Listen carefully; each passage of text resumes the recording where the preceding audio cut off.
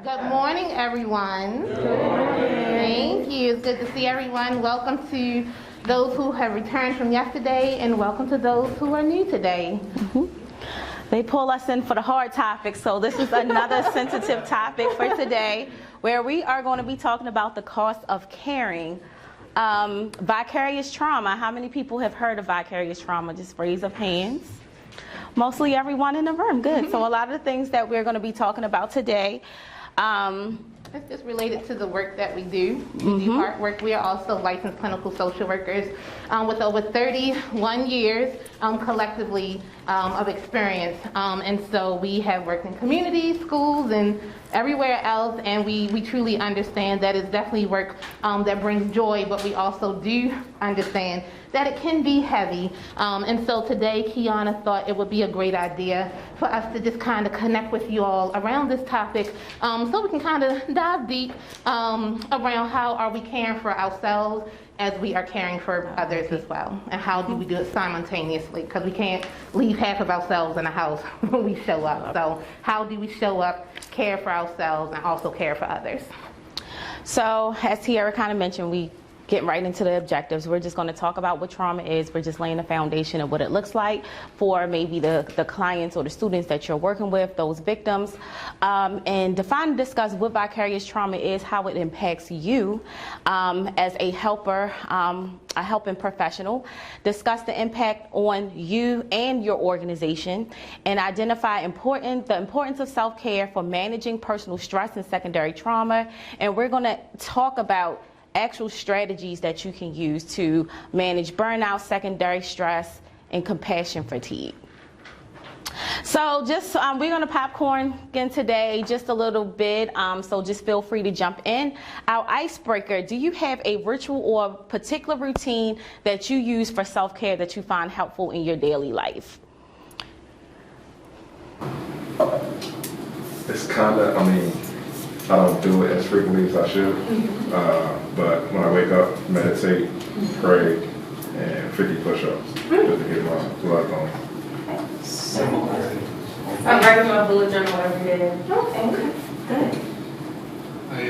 I meditate and I lift heavy stuff 2 times a week. Lift heavy stuff? Okay. I try to go for a daily walk of like 15 to 30 minutes. I can. Yeah. I cook one excruciatingly fancy meal every week. Anybody else? That's I bake. You bake? Yeah. I hope for the collective community that you all share. I hope for the organization or even the youth and the families and the communities that you work with and getting this information will be one hope.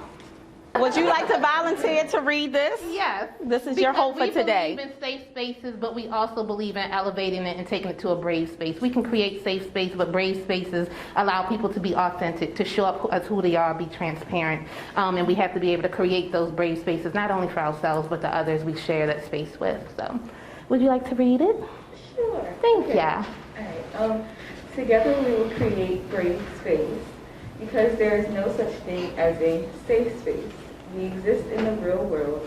We all carry scars and we all have caused wounds. In this space, we seek to turn down the volume of the outside world.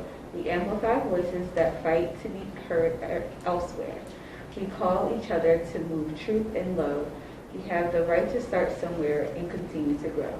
We have the responsibility to examine what we think we know. We will not be perfect. The space will not be perfect.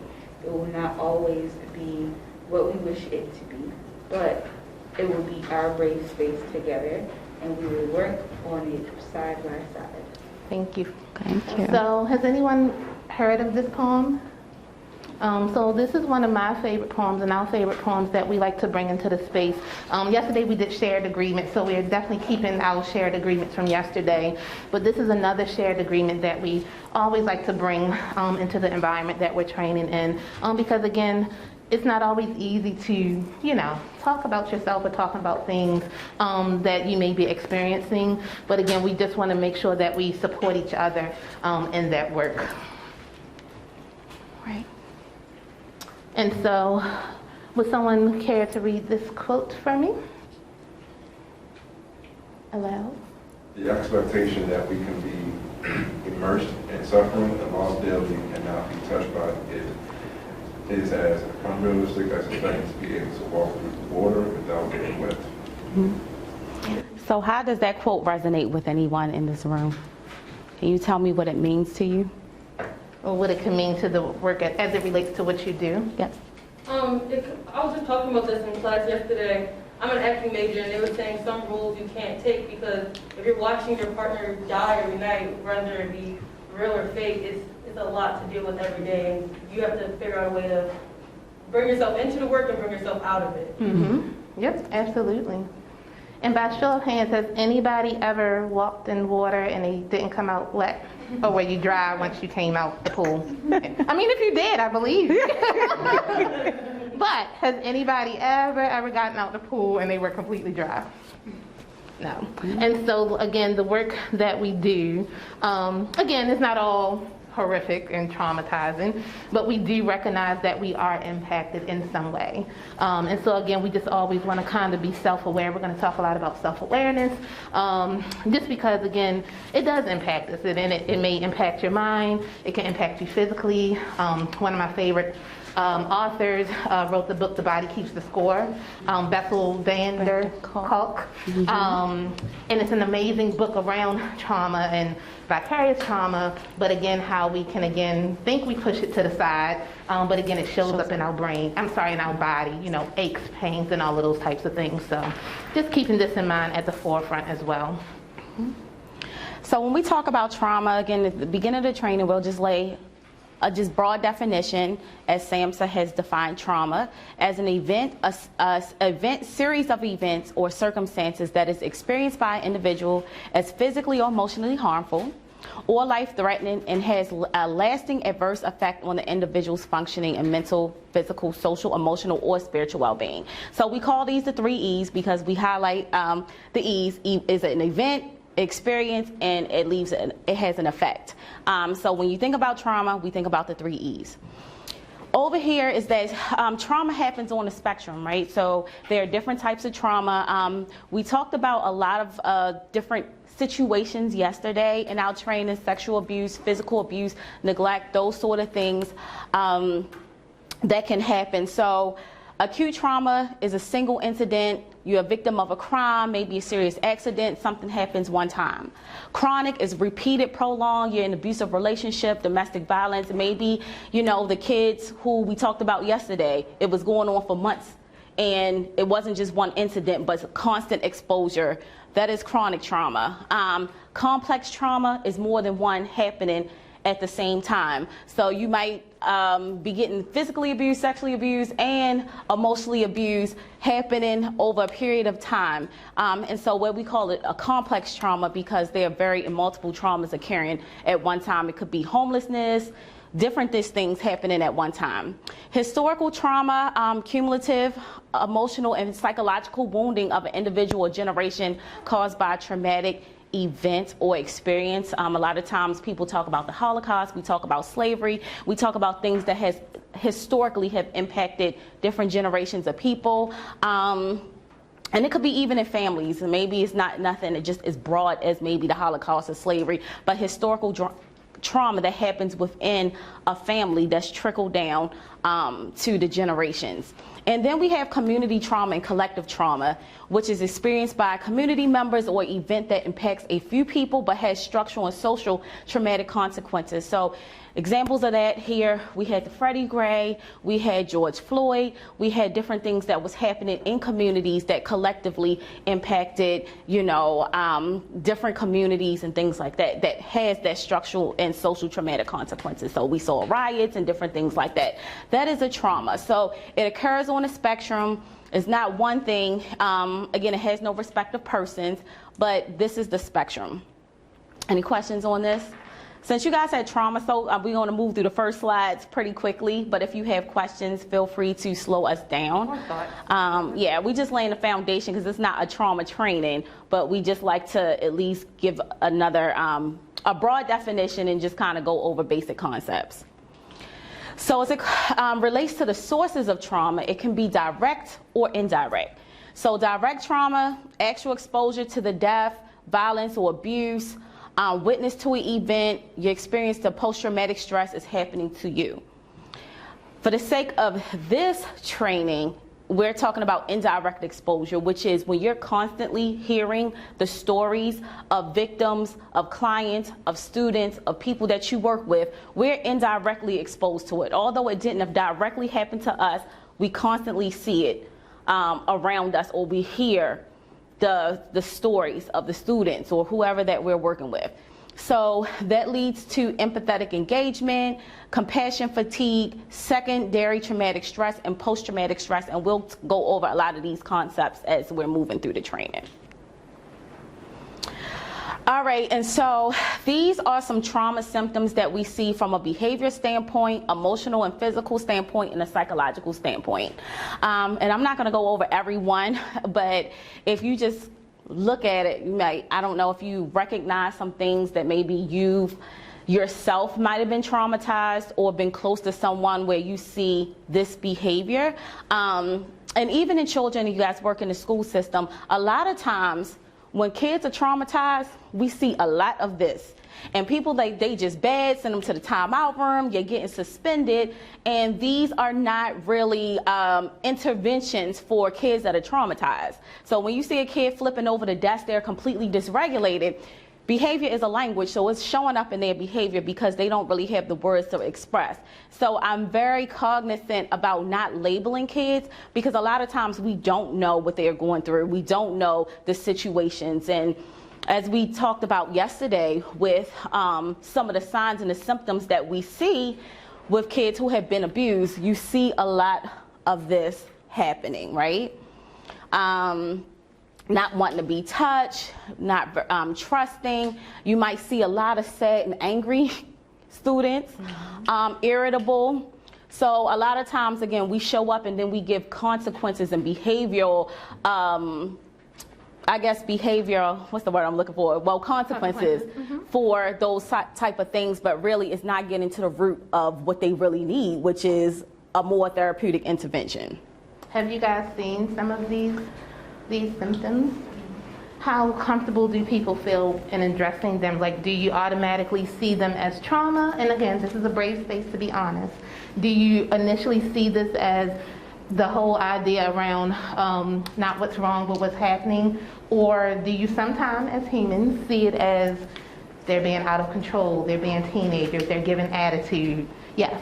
I usually see it like immediately, because like I went through some of the stuff like that as a kid, so I usually see it like right away, like some of the actions that they may have, like I did the same thing, so usually I see it.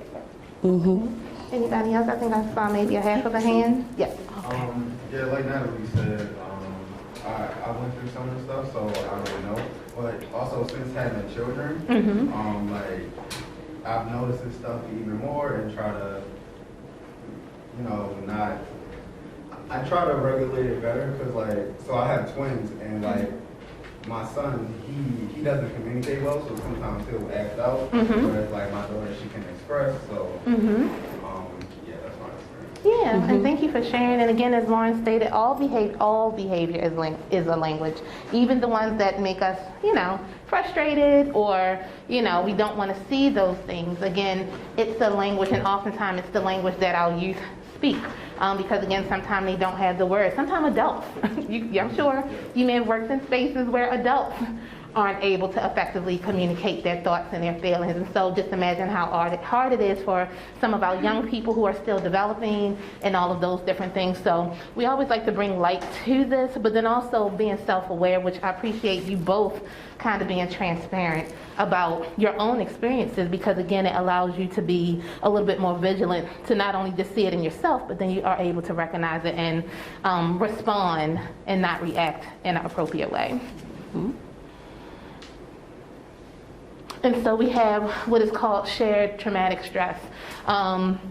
And this isn't a new concept. However, I think it's something that we have experienced a great deal, especially with the pandemic over the past few years. It's not that we aren't necessarily ever experiencing things simultaneously while we're working with others who may be experiencing things, but I feel like the pandemic kind of leveled the playing field for everyone. It didn't matter your circumstances. We all have been impacted by that particular stressor, and amongst others, finances, emotional, like all of those things. And so when we think about it, it is the effective behavioral, cognitive, spiritual, and multimodal responses that the human service workers experience as a result of dual exposure to the same collective trauma as their clients. And so again, and you don't have to share your story, but there could possibly be times like you're trying to, you know, encourage someone through a financial hardship, and on the back end, they don't know, but maybe you also are having a financial hardship where maybe you need to reach out to some support, or you're not sure where you're going to lay your head at night, you know? And so again, we're showing up in these spaces with this, as well as they're showing up collectively with this as well. And again, we have to be able to be very self-aware about, you know, our feelings, our emotions, be connected to it, because again, we just can't leave it home. We will bring it with us. And so it contains aspects of primary and secondary trauma. It describes the extraordinary experiences of helpers exposed to the same community trauma as their clients. So again, some of us do reside in some of the same communities, or you know, if you watch the news or you talk to people, we're very familiar of what's happening in many of the communities. And then people subjected to catastrophic environmental events may find themselves impacted, again, simultaneously on multiple levels, leading to potential alterations of their self-perception and worldviews. And when we get to that point, again, it can sometimes become toxic, because again, when you're going through a lot, the people that you work with are perhaps going through a couple of things, it can definitely change who you are. And again, it takes a higher level of, again, just being in touch with yourself, your feelings, without judgment, because again, we're humans, and we need to be able to give voice to when we are not our best selves. Because again, when we're not our best selves, we bring that to work, you know, and it definitely reflects on the work and the engagement that we do with the people that we serve. And so again, these are some examples of shared traumatic realities. And again, I'm not going to read through all of them, but I'm sure, you know, you may be able to personally relate, or even just know of people who may have been going through the same thing that maybe, you know, some of the clients that they may have been serving. I think a good example of this is like with Hurricane Katrina, or when other things were happening, you had first responders as well that might have lived in those areas that had to support them, but they were going through the same thing. So when we look at like natural catastrophes and things like that, when the community, earthquakes and those sort of things, you have people who live in those communities that's still impacted but still have to go and support. So that's a good example of a shared traumatic reality. And so when it comes to our area, our beautiful Charm City, what types of traumas have you witnessed, heard about, or been exposed to in the areas that you work or live in? So we can just popcorn some examples. When I was in high school, there was a student that was murdered on his way home from work one time. And that was definitely something that affected the entire school. He was a very popular person, the most popular person in that school, next to John Tyler. And it was very sad when it happened, and it impacted a lot of people. I didn't know him very well, but like I said, he was like one of the most, if not the most popular person in school. So I always loved him and had seen him often, and it was a tough situation. Yeah, absolutely. Yes, ma'am.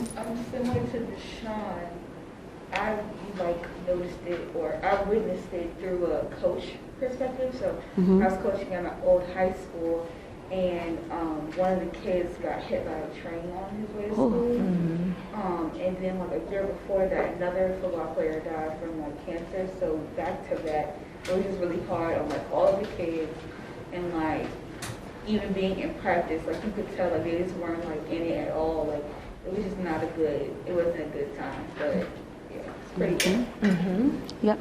I feel like a lot of students in schools today deal with homelessness, especially we have a vacant house problem in Baltimore, and I feel like that affects everyone in the community. Not even just students, even The other day I went to my cousin's house, no, not the other day, like a few years ago. Went to my cousin's house and I didn't understand at the time, but he was looking at a vacant home. So, Absolutely. Yeah, so I grew up in the suburbs, but I live in East Baltimore now, and when I first got there, I could feel like the weight of the vacant homes, like just being in your environment, it doesn't look good. It can impact your, indirectly or directly impact the way that you feel, your mood, and just, it's just discouraging to see, like, just the city in shambles. Yes, ma'am. I don't know if y'all heard about what happened at Mervo the other day. It's right around the corner from my house. So I saw the kids like filtering into the shopping center near the school. They were all scared. It was terrifying. Yeah. Yep. Any other examples? Yes. Similar to what other people share, but definitely, like, this happened earlier at my teaching career, having the students I was working with, one that was murdered in the mugging, and then just being with those students like all year, and just like the process of all year, and it's really intense. And so those are all great examples. As you can see, we have trauma all around us. We touched on homelessness, we touched on poverty, we touched on abuse again yesterday, and violence and crime, substance abuse with parents, mental health challenges with parents in the household, community violence.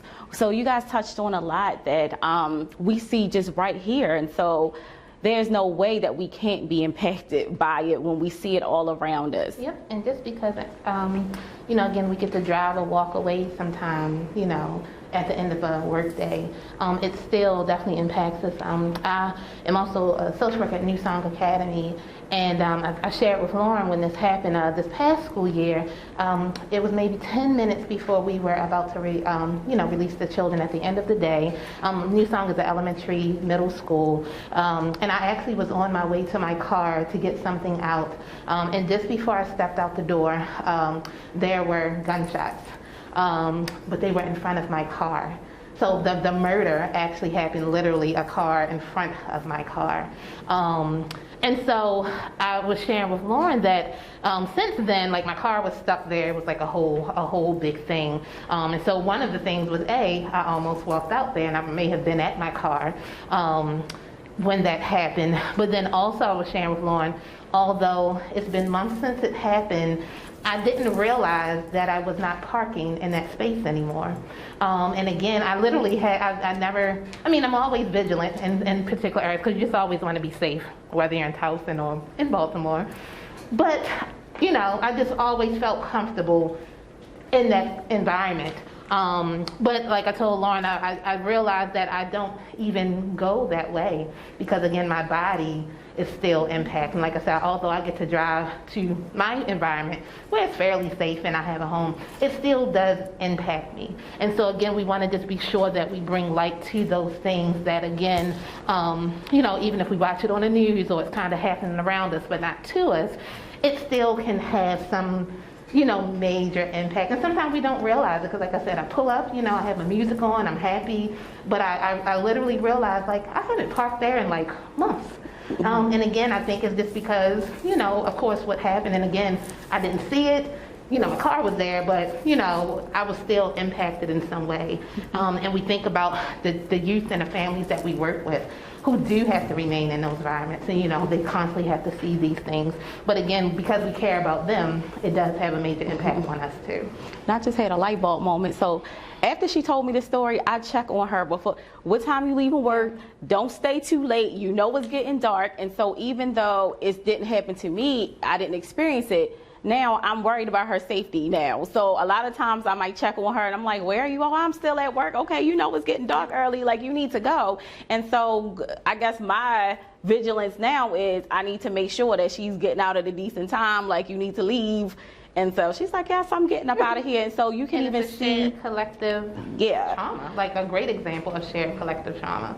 Again, because she cares that much about me. So now she's on high alert. And I'll say she doesn't even reside here anymore. She is in North Carolina. So we kind of, operate our business in both states. But yeah, she's all the way in a whole different state. And she literally will make sure, like, hey, you're still there? All right, you need to go, type of a thing. And again, that's that shared collective. She wasn't there. She had nothing to do with it, but she's now connected to my trauma from that experience. And so that brings us to when race-based trauma and vicarious trauma collide. Because again, over a long span of time, there have been quite a bit of things that happened, but this is probably like one of the major ones that, again, that stands out to me, because again, it was at a time that we were all kind of still, due to the pandemic, but we were all kind of forced to have to deal or see this, even if we didn't want to, even if it felt uncomfortable. We had to kind of deal with this happening. And so we kind of just wanted to kind of talk about that. And again, it's something that Kiana kind of expressed to us when we were kind of collaborating, just to kind of figure out which direction to kind of go with the discussion. And so we wanted to kind of just have an exercise. Initially, we thought we would be in the other room to kind of break out as a group, but we'll just kind of just have this discussion together. Yes. You have access to that room too. Oh. We could Okay. still do that. So you want to split it a little bit? Okay, yeah, as long as y'all comfortable. Yeah, I'll get up, as but long as you're comfortable with the moving. And so pretty much this is, again, to talk about the collective and cumulative trauma experience by a group across generations that are still suffering the effects and carrying experiences of race-based trauma, and how it contributes to vicarious trauma. And so this is my story, this is my song, this is the activity where we're going to discuss the impact of race-based trauma as a community helper. And we're, as a group, you're going to do a brain dump exercise. How many people are familiar with brain dumping journaling? Could you describe it? It's where you just like write down whatever you're thinking down. Yep. You don't think about it, like spelling, all that doesn't matter. Just put it on the page. Yes, and it's one of my favorite personal ways of journaling that I love to do, because again, you're just not thinking. Sometimes when we think too much, then we kind of mute ourselves, or we're like, oh, what is that person going to think if I put that on there? Or, you know, or even sometimes we question ourselves. But brain journaling, again, is an opportunity for you to just be brave, and whatever it is that you think of or can remember about this particular experience or other experiences, especially how it impacted you as a community helper, but then also collectively as a community, especially if you guys were working together. A lot of you can probably connect on some of that dumping of those words. And so you're going to use the chart paper and a marker. We're going to give you about 5 minutes or so just to write down as much as you can, whatever comes to mind regarding your own feelings and experiences as a result of the impact of race-based trauma and vicarious trauma.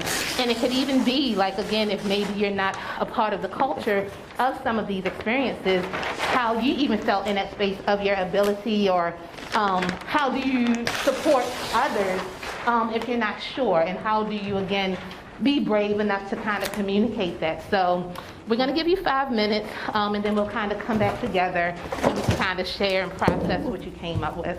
So I think we can just break up into 2 groups, and so Okay. this half on one side, and then the other half, if you would like to go to the other room and just do your brain dump. And I have a marker. 2 markers. Not at all. you didn't like it, it was tough. I thought it started a great conversation. I really thought it was, I was able to connect with my co-workers by having similar thoughts as them, like relatability. Okay. But it was tough, right, for some? It required you to be brave. It required you to be honest.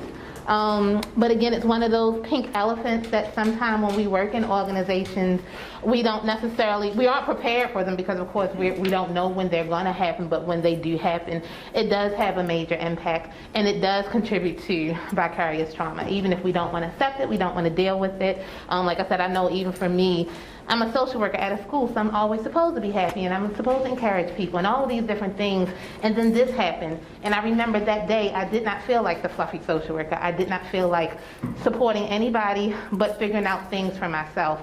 And then, again, I know there wasn't any bad intentions behind it, but because I am the social worker and the mental health person, I was also responsible for coordinating the discussion with the staff of how we felt about this, while I, a black woman with 2 black sons and a black husband, had to process all of these feelings and still make safe spaces for other people. And so again, that was traumatizing. you know, and I'm trained in trauma. I have all the best self-care practices you can imagine. You know, it's something that's a part of what I do, but yet I was still very much so impacted. And it definitely impacted my work with the children. Of course, I wasn't mean or anything to them, but I just wasn't myself. And I wasn't given the time to process so that I can figure out what myself was in that moment, you know? And again, we think that is very important. It is very hard, and even harder for some of us in the room. But we also have to be able to bring light because we still need support. We still are expected to show up. We're still supposed to, you know, be effective in all of these different things. And so just being able to just have opportunities just to share. And sometimes it gives us a better information personally of things we may need to do for ourselves in this time, but then also from an organizational level. You know, how do we support people who are impacted in whichever way you're impacted by when these things happen? And again, what does that look like from the outside in the work that we do? Because again, no one's necessarily going to be like mean or those types of things, but when we talked about trauma and stress, it does impact your worldview. It changes a lot. Yes. So I don't know if you're going to touch on this later on, but how can you like see in adults as well? Because kids, you know, you can see it, or you know, signs will show, but like in adults, it's different because like, I'm going to put you on blast, Darian, I'm sorry. But Darian's very quiet. Like, he's a very quiet person. And so we never know when, like, something's really wrong unless he says something. I'm a very, like, outspoken person. So when I'm less quiet than usual, everybody's like, oh, what's wrong? What's wrong? The whole time, Darian could really be dealing with something and nobody knows. So, like, how do you, like, I mean... Yeah, and actually the trauma symptoms that I showed in the very beginning, those were just not for children. They were for just across the board, a spectrum. So it's the same thing. So some people isolate.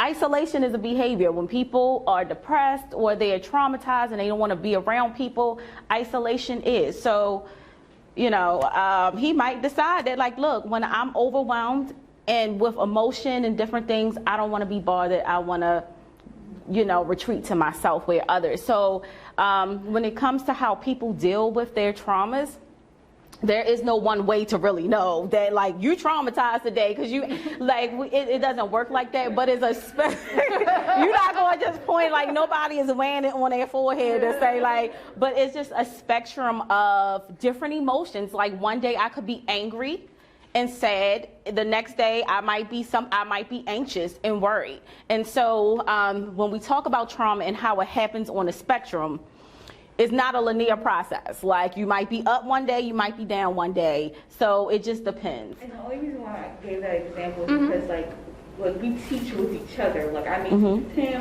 and I'm going to teach with Iara. So we have partners, and I don't want to ever, like, just, you know, be excited and they're going through something and I'm like, oh snap, I didn't know. Well, it's just weird. Yeah, and that's a great question, because at the end of the day, we don't know what people are going through. And everyone isn't always traumatized about everything, but you might still be going through something. And so again, the biggest rule that I always follow, no matter what space I'm in, whether it's professionally or personal, is that I'm just creating a space of empathy and understanding. Because again, I am probably more like you. Like, I show up to work as me, and it's probably something that I've been taught to do, a maladaptive behavior even in some ways, that again, I show up, I'm gonna smile, I'm gonna have my lipstick on and all of those different things, and I may sometimes really be going through some stuff, you know, but again, I'm not that, you know, person who might share everything unless, you know, I do feel safe or I have like a particular type of relationship with someone, and I'll go through the day and you're thinking like, oh, you know, Tiara is fine.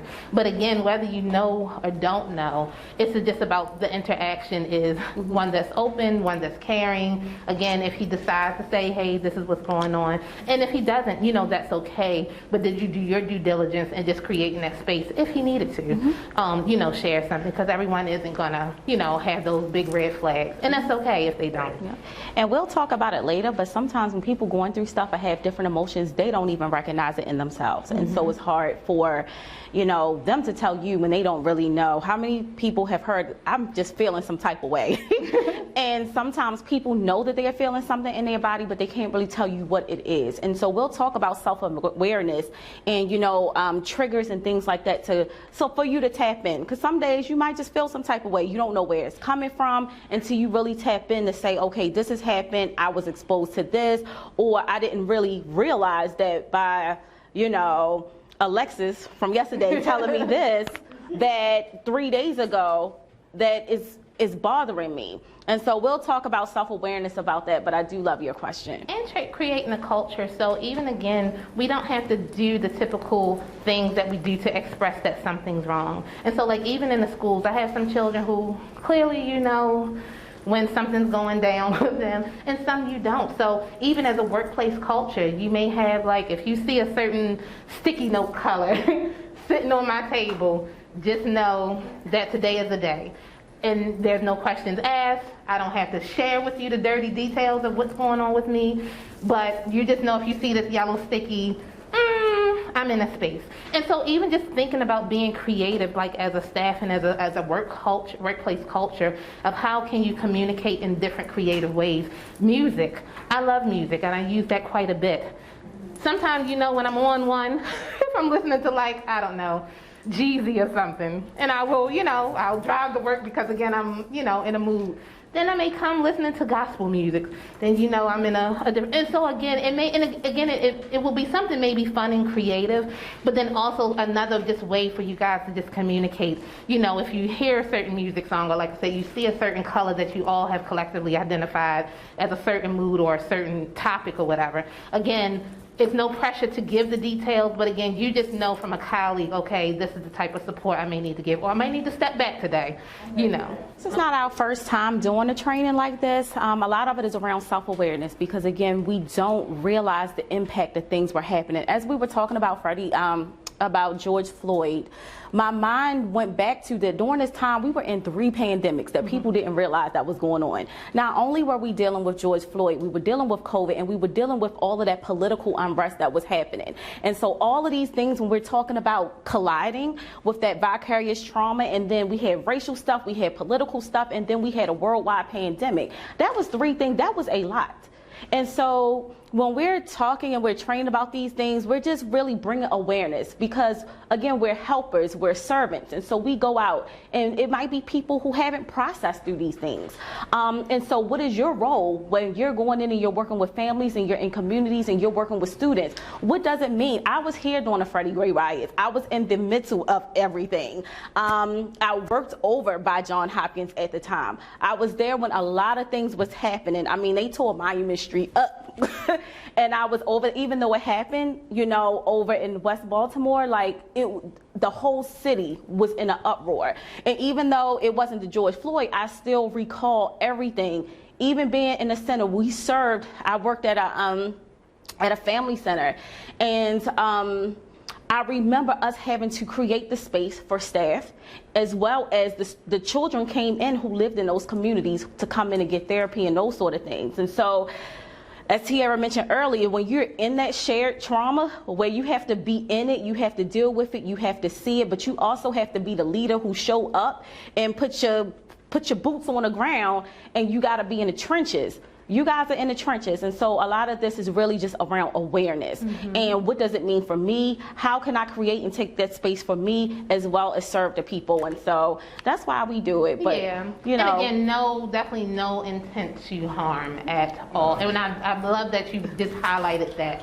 And it's something we'll kind of take into consideration as we work with organizations about timing the frame, and just also making sure that, again, we make those reminders that, yes, you are encouraged to take care of yourself, whatever that means. Yes, ma'am. I just want to say. All right, welcome back, everyone. Hope you've had a nice break, refreshed a little bit, regroup, because we're going to continue in the discussion. Not so much about the trauma itself, but how it is impacting you. How is it impacting your organization? So I love this slide because it breaks down the different areas of trauma exposure and what it looks like for you. So when we're working in these spaces, we experience burnout, compassion fatigue, secondary traumatic stress, vicarious trauma, and traumatization. So I like how it breaks it down because I can explain it in better concepts. So burnout is not vicarious trauma because anybody can be burned out. I can be an IT tech sitting behind my desk and just have a heavy workload, right? Not really working with victims, not really exposed to trauma. It's just that I don't have any support at my job. I feel like my supervisor has put too much on me. I could be in a leadership capacity and have a high turnover. And so any occupation can be burnout. Sometimes the symptoms use vicarious trauma interchangeably with burnout and with compassion fatigue, but that's really not it. And so I really just wanted to highlight that. When we're talking about compassion fatigue, it's really about emotionally and physically just feeling depleted from caring for others who have significant emotional pain and distress. So you might not, feel like you can be empathetic to what they're going through, overexposure to suffering, in stressful work conditions, or inadequate organizational resources. So this compassion fatigue is more like feeling depleted. When we talk about secondary traumatic stress, it will show up like that first slide that I showed y'all with the PTSD symptoms. You might experience symptoms like that. It is very similar to those who are experienced by victims of trauma. The behavior and emotional consequences of exposure to traumatic events experienced by significant others. And so when we talk about vicarious trauma, that's more around your cognitive, your thoughts, your schema, how you view the world, change the worldview. Maybe you grew up in a safe, secure place where you felt like you could trust the world. I'm gonna go back to the example of the young man right here who said, I grew up in the suburbs. I didn't, I was safe, my worldview, I trusted. But as I moved into East Baltimore, my view and my thoughts about the world might have changed at that point. So being exposed to traumas of experiences of others, we consider vicarious trauma an occupational challenge because it's really about working with victims. So we see it a lot in first responders, we see it in police officers, nurses, EMS, clinicians, because it's really connected to the work that we do. Right? So it's not the same as that indirect trauma. It is indirect trauma, but it's more because of the type of work that we do. So for human service and helping professionals, because it's continuous exposure. And again, as I mentioned, is a change in worldview from safe and benevolent to now the world is hostile and malevolent. And then there's a negative reaction to trauma exposure and includes a range of psychosocial symptoms. So when we have over here, we just tired, we don't want to work at our job anymore. Here we feel a depletion physically, emotionally, spiritually. Here we also have the behavior and emotional consequences of constant exposure. We might have PTSD. This one we're talking about our thoughts, how we view the world, how we view our environment. So it's more so about your thoughts more so than the physical or emotional and behavior symptoms. That make sense?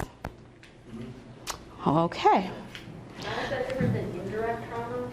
Well, these are indirect trauma because direct trauma is it happened to you, like one of the examples you gave. These three are more so about, it's indirect trauma because we're constantly hearing the stories, we're exposed to it, we get in the details of it and all of that. We're in relationships with people who are experiencing these things, so we kind of, eventually begin to take, those things on. And even, I don't know if you guys experience, especially the ones who are working in the schools, again, I don't do any, heavy lifting or anything during my day in a physical sense, but I do a lot of heavy lifting mentally. And so by the time I get home some days, I'm literally I am exhausted. But again, it's not from, moving boxes and, doing those types of things, but literally spiritually and emotionally, I am drained and done. And again, not that my kids are going through horrific things all the time, but cumulatively, they're just a lot, whether they're anxious about homework, whether they're, there's some drama going on. There's always drama going on at my school. Just all of these different things that I'm responsible for, interceding in or helping them to process or, giving some creative ideas or even just being creative. There's a lot of things that I do that is fun and, innovative that I'm doing with the children and the families, but it still takes a lot. because again, I'm still connected to the source, you know, whatever it is. So even thinking about how it impacts you in that way is not always something horrific, but it can still just be that we're giving a lot to ourselves, to people who need something, whether it's something fun, something, you know, emotionally, we're constantly kind of giving because of those relationships we have and those connections we have. So this slide might help break it down a little bit more from the previous slide. So we have a work-related trauma exposure. How vicarious trauma happens is a change in the worldview. So again, I told you the world goes from hostile to the world safe and trusting to the world is not safe, is hostile. And then these is a spectrum of responses, just like it's a spectrum of trauma that we talked about, they are also a spectrum of responses. Every exposure is not a negative response. So we just touched on what the negative ones were: vicarious traumatization, secondary traumatic stress, compassion fatigue. Then there's a neutral, there's an in-between one where it's not really negative, it's not really positive. It means that I have good coping skills, I have some resilience, I have the supports and the things in place to help me manage it. So when I get home or I get off of work and after I'm exposed, the things that I have put in place, it doesn't really impact me negatively, it doesn't impact me positively, but effectively I'm able to manage it like it's an even kill, right? Positive. Vicarious trauma resilience and vicarious trauma transformation is more so like empowerment. So when you hear stories of victims who are resilient, maybe your students that you work with, you hear that they have overcome or have been empowered or somehow made it through, that is a positive. So you're encouraged, you're empowered by their stories of being able to overcome that. Compassion satisfaction is similar to the same thing. You find meaning in what you do. Like a lot of times people say, okay, like I'll just use myself for example. When people say, okay, social work, you know, when you go into social work, you go into doing therapy, people say you don't do it for the money, right? Or when you teach, you're not doing it for the money. It's because you have a purpose or you have a meaning in that. A lot of times a vicarious trauma response is that compassion satisfaction, that I have found meaning in my work, I have found purpose in my work. And so that is what that is. And so again, it falls on a spectrum. Like you might not always be traumatized, you might not always have secondary stress. You could just say, you want to know what, I helped this student work through this, and because of that, I'm resilient. When I see what she went through, when I saw what that student went through, it helps me to understand how I can also work through hardships. And my job has meaning, right? And again, going back to self-awareness, the moment that you start to feel, and again, it happens. Like I said, I love what I do. There's actually nothing, well, there's a few other things I probably would want to do, but there's nothing that I truly am passionate about than the work of social work. But whenever you feel yourself kind of losing that purpose, and it happens sometimes, because again, sometimes your life is hard, work is hard, life be lifing. We have to still figure out how do we get back to that. And again, making sure that you have a plan of action, whether it's leaning on each other, whether it's leaning on your leadership, or whatever it is that you do to reconnect to your purpose, because then that also will contribute to you kind of going down to this spectrum. And again, it's okay. We're not saying don't come this way, because again, it's very responsible for us to feel every last emotion that we have. The ones that are challenging as well as the ones that make us feel good. We want to do that because again, we're human, we're holistic, and we need to be able to, you know, feel everything. So it is okay to come this way, but then we need to have a plan of action to kind of how do we get to the other space whether we're in the middle or even at the positive. And so I just kind of wanted to highlight that as well. Yes. I just want to say something about the positive point. So as a cheer coach, like, you know, things, the girls messed up, whatever. And so, like, they'll easily say, "Oh, that's my fault. Like, it was my fault that the stunt fell, or you know, it went wrong." So when they kept saying that, I was like, "Oh, dang! Like, even a 7-year-old can say that they were wrong. Like, now I can work on that when I did something wrong. Oh, that was my fault." So, you know, you learn from the kids every now and then. Yeah, absolutely. Okay, and so these are just some signs about vicarious trauma or secondary traumatic stress. We talked about it: alteration in views of self-identity, the society, and the world, a loss of a sense of personal safety and control, feelings of fear, anger, and being overwhelmed, diminished confidence and frustration and capacities to improve a situation, and an inability to trust others and individuals and institutions. And here are just some risk factors. If you have your own personal trauma history, a higher rate of ACEs or pre-existing psychological challenges, isolation and inadequate support system, any loss in the last 12 months, minimal to no engagement with a licensed professional. A lot of times people say if you're in the helping profession, you should really have like a mental therapist or some kind of mental health coach or something, because the work that we're exposed to a lot, we need to be able to have a place to process that. Any of our own daily stresses. So, you know, I know that you might have families or, you know, relationships or other things that you're engaged in, financial hardships or whatever it is that might add to your own personal daily stressors. That is a risk factor. A poor work-life balance.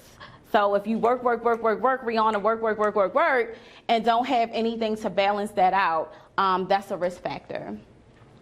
And then for professional factors, if you don't have quality supervision in your organization, a high percentage of trauma-exposed clients on your caseload.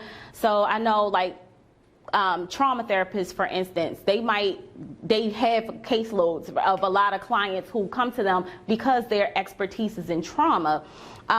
If you're hearing that and you're doing about 6-7 sessions a day, all of that exposure over and over of people processing their trauma with you, even as students, if they come to you and you have that relationship with them, that high percentage of exposure is one. Professional experience or lack thereof. So let's just say you're new, just coming out of college or high school, when you go into this and you really don't have the expertise, that could be a risk factor. A work or organization mismatch, lack of professional support system, isolation or remote working. I know that, like, with COVID, everybody can't work in isolation or work from home, and it forced a lot of people to do that.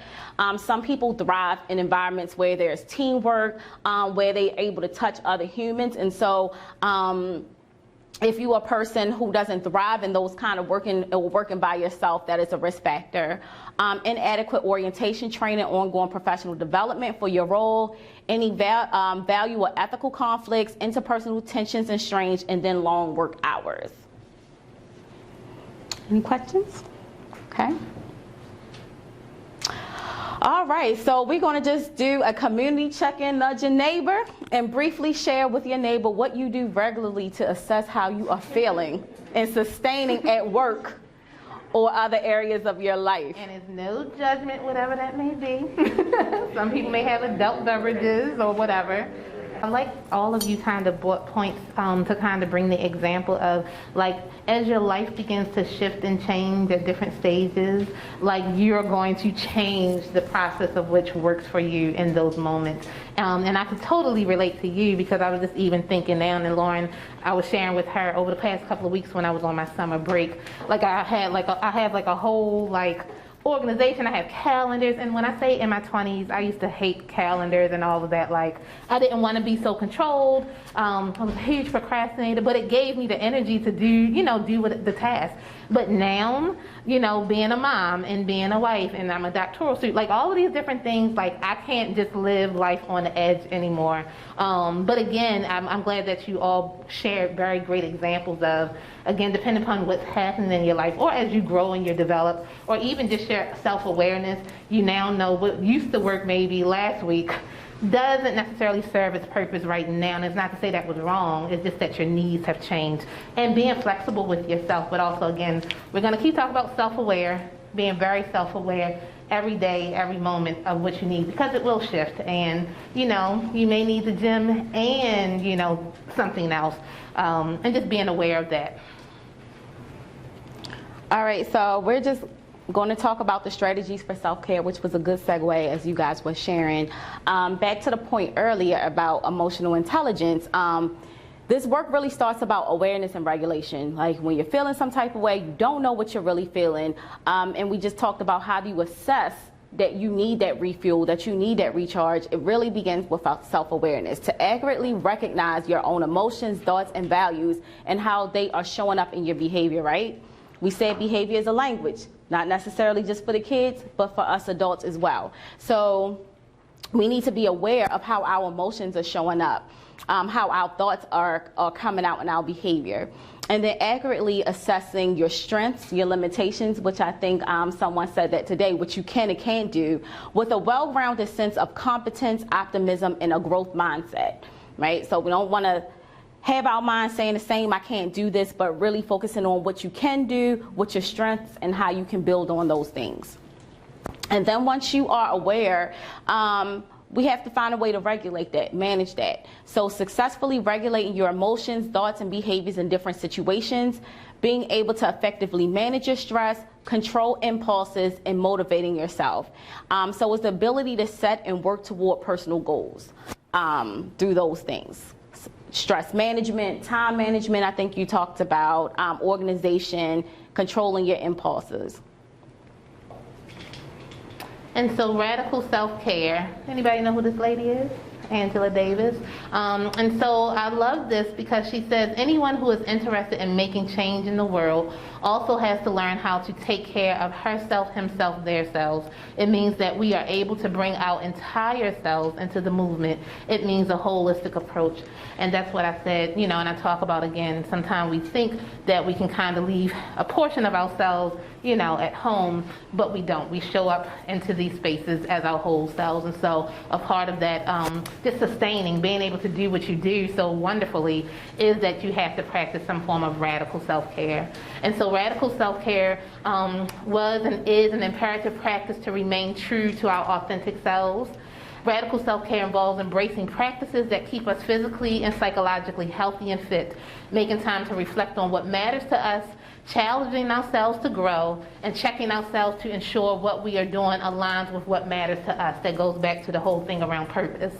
We consider this self-care radical because it fundamentally alters how we make choices about allocating our time, money, and energy for ourselves personally, at home, and at work, and seeks to revolutionize our workplace practices. So again, it's the whole self, not just a portion of ourselves.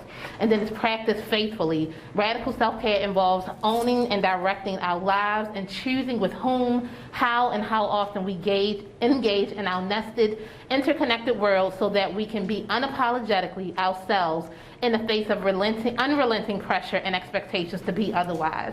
And so I don't know about you guys, and again, I can only speak to my own experiences. Have you ever had to show up to a place where you just didn't feel like yourself, but because you just had to put on that face, you had to put on, you know, that almost that uniform, you know, and present yourself as maybe not who you truly are? The question I've been asking myself in my role is, do I have to? Because at the end of the day, if we all work with youth, we work with people, we are constantly modeling whether we want to or not. And so if we are kind of committed to the work of changing lives, how do we show up as ourselves, but also teach the skill of, today is just not a good day, guys. And how do we communicate that and make it okay for them? Because oftentimes a lot of I feel like the mental health and anxiety and all those things that we see with our young people in these spaces is that they don't even feel like they have the permission to show up as their authentic selves. Because again, we're all like, you know, we got to put on a face. We're supposed to be this way. But what would the world look like? What would our spaces look like if it was truly okay to come still with purpose, but to be able to say and express like, I'm just not on a 10 today, or maybe at a 5.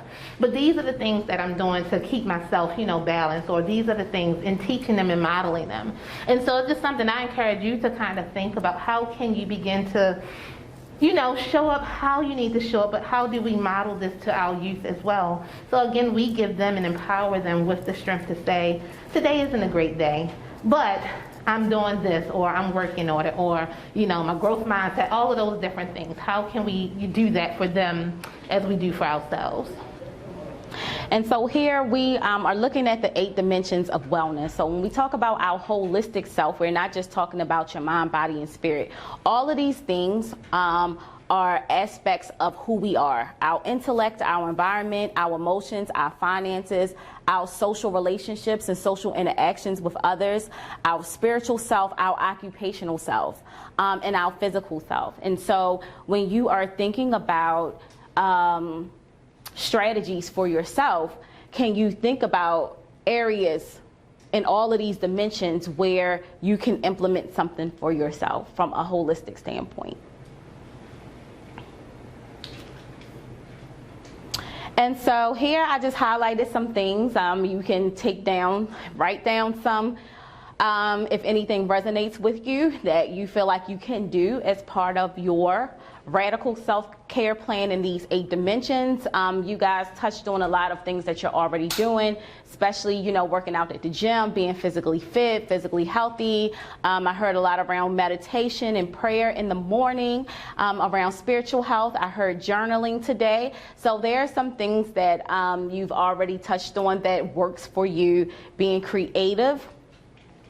I like showing gratitude because a lot of times we can get into a space where everything is just so negative around us. We have a hard time even finding things to be thankful for, things that we can show gratitude for. So that is one thing that stands out for me, even just for the mental and emotional.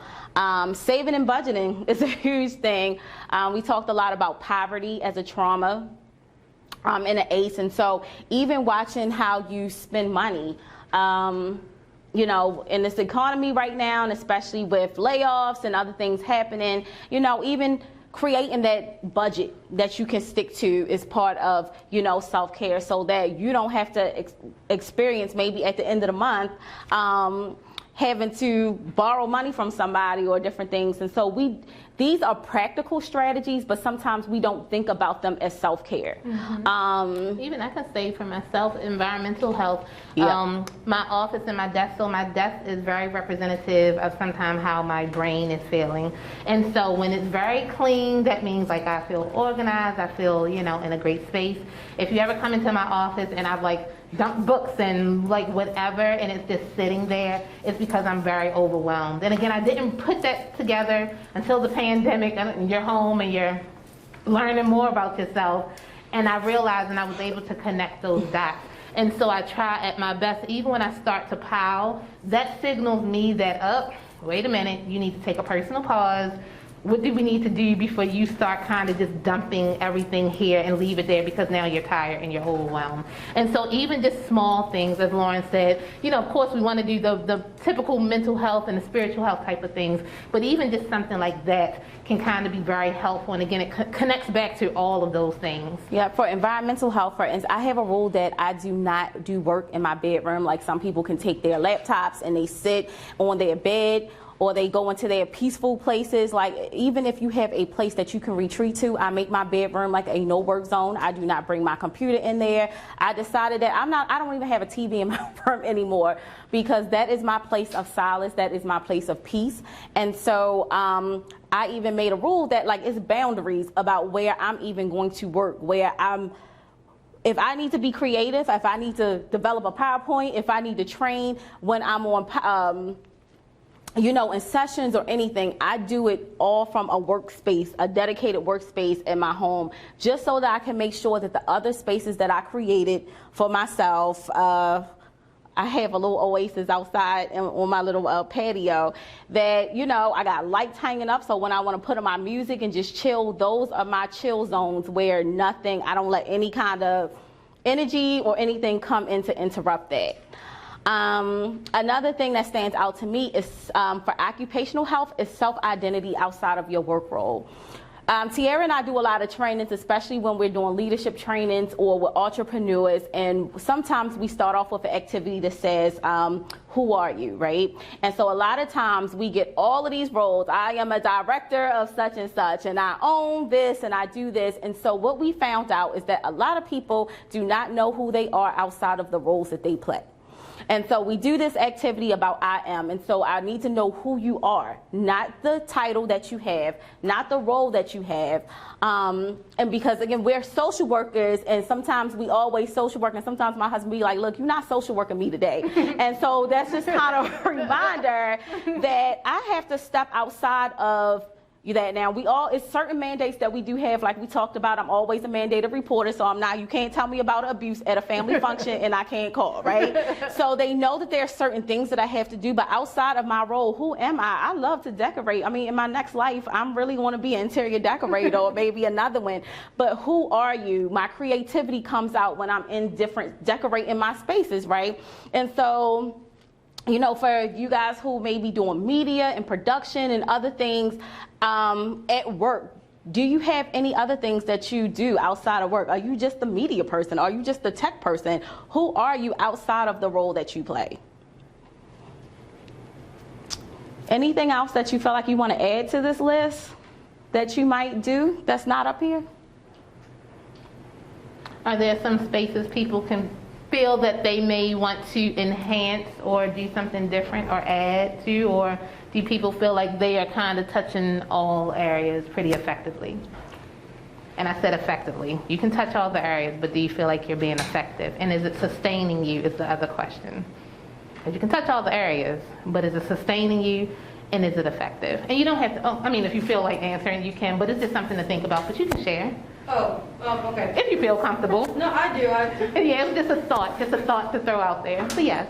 I was gonna say, I feel like with physical health, it's like some things I do just to say I did it. Like I'll stretch just to say I stretched, but I really didn't do nothing. Like I can still be sore the next day. Like it don't be enough, and I feel like I can invest more into putting my all into these things, because when you do it just to say you did it, it don't work. Yep. And like I said, yes, go ahead. Yeah, and I think also I'm thinking about this a lot is taking notes over my phone, not just at the individual level, but at the team level, at the organizational level, like minor things. But I'm like, our equipment closet's always a mess. That's like one, it's minor maybe in the grand scheme of things, but like what's one stressful thing we can maybe own and fix and improve just to try to ratchet down. Maybe it's not one big fix, but there might be lots of little things, also just physical things about our office that we can make better. Yep. Yeah, when I'm in the office, I have to at least clear out anything in my vision to be able to just focus on what I'm doing. Yeah, and like I said, the key That might be a good thing to get to the closet. That's a good point, because have you ever been in break rooms or lunch rooms and it's a mess, like coworkers going in and eat, there's crumbs all over the place, somebody done spilled something. And so when you think that you're taking a break from going, from your office space or your cubicle, and you're going into a break room and you go and see that it's chaotic, it's not clean, it really doesn't give you a clear head like you think it can. So that's a good point about just even when we're taking a break, even at our own workspaces, how does our break space, our peaceful space, supposed to look? Yep, and again, always remember the key is this, again, is it sustaining you and is it effective? If it's not, then you might want to do something a little bit different to make sure that it is. So I'm going to pass this out. And so we have this for you, even if you don't get to it today or finish it, but we're giving you this so that you can put something on your own plan. So this is just an example. What you want to accomplish and the things that you will do to accomplish those things, mind, body, spirit. And of course you can add some of the other 8 dimensions that we talked about.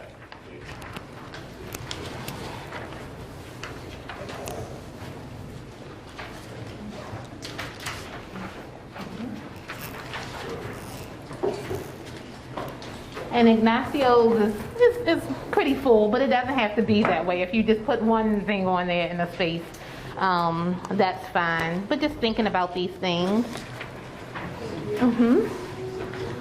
Or if you need to take it home and marinate a little bit, because just put it in a place that you can see it at home or at work, just to keep have a friendly reminder for yourself. Okay. Stewardship in the helping profession. This is just a resource in case you want more information or just around, how you can manage yourself or care for yourself while you're caring for other people. This is a good resource from Laura Van Darnoot Lipsky. And I have some, and I'll pass these out. You do not need to complete these because it takes some time. But this is an evidence-based scale. It's called Professional Quality of Life Scale. And it basically has you just go through some checkpoints, but it looks at the compassion satisfaction area, burnout, and secondary traumatic stress. And it just, again, allows you to kind of be a little bit more self-aware around where you are when it comes to these things. And again, gives you an idea of what you may need to do more of to maintain, or to do less of if it's kind of contributing to some of these things. And so I'm going to pass these out, but again, this is for in your personal space of time. You want to kind of see where you are, you can do that. But again, I think this is a very helpful tool. Again, I wouldn't ask you to do anything that I do not do for myself, so this is something that I do. I also do self-care planning quite often because again, I know, again, that this work is brings joy, but then it also can bring stress. And so, you know, and practicing and encouraging you to do this, I also am one who try to practice these things as well. So I'm going to pass these out, but again, you don't need to complete them right now.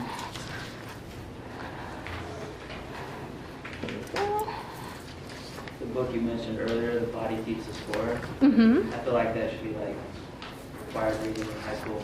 Mm-hmm. Or like college. Yep. Here you go. Thank you. I'm a trauma clinician, so a lot of the work is around, I do a lot of psychoeducation, even with clients and parents about what it is, how it's showing up in your body, and thought processes and triggers, and it's a great book. Trauma work is heavy, but it's definitely very enlightening for the clients as well as the clinicians. Mm-hmm. You're welcome. So our optimistic closure, again, we always like to start with the opening and end with the optimistic closure. And so we just had 3 question prompts for, you can choose one just to kind of end this. And so the one thing you may answer is, what is one thing you will do differently as a result of what you learned today?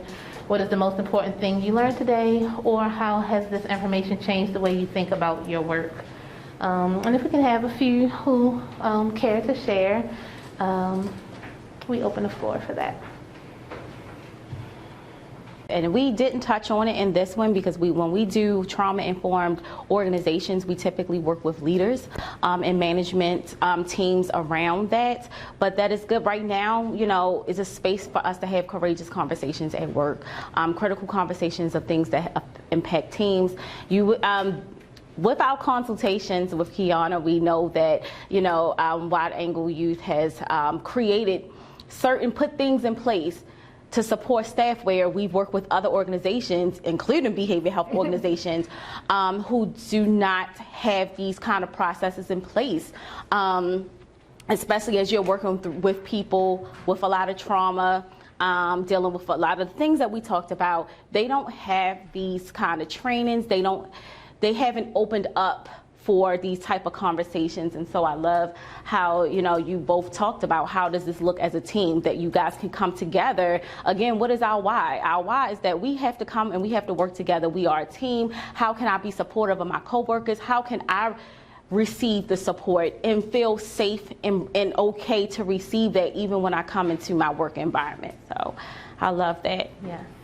Yep. And I think for me, kind of like what David was saying, there's managing your team and supporting your team, because I'm also a director of development and communications. Mm-hmm. So then, obviously, I don't always remember to make time for myself to process the other stuff. Mm-hmm. We're not working as directly with young people, so sometimes it feels like other folks on our team are probably experiencing those kind of traumas more, but then we all have our personal stuff too. So it's like a good reminder. Mm-hmm. Yeah. And you, as even in management, when we talk about those signs, you know, being able to recognize that, you know, we've been at organizations where people was quick to get a write-up, you know, and so even having that reflective supervision process that, you know, poor work performance or just a decrease doesn't mean that you have to get written up. It could be something deeper that's going on.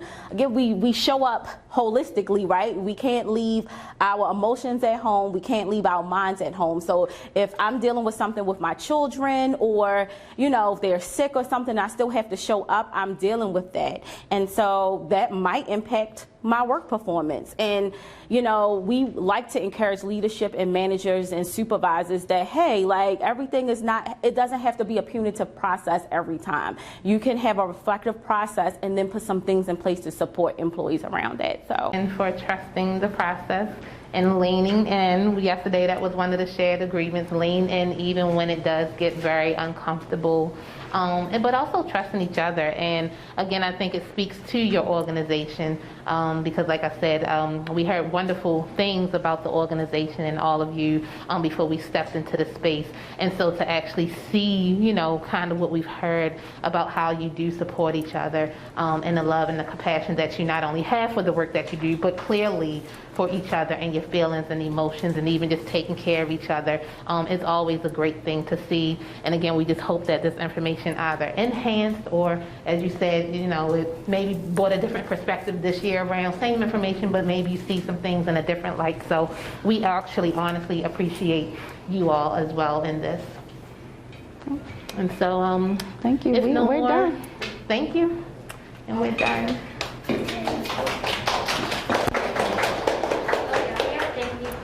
Oh, thank you. You're so sweet. Thank you. Thank you so much. Thank you. Yes. Huh?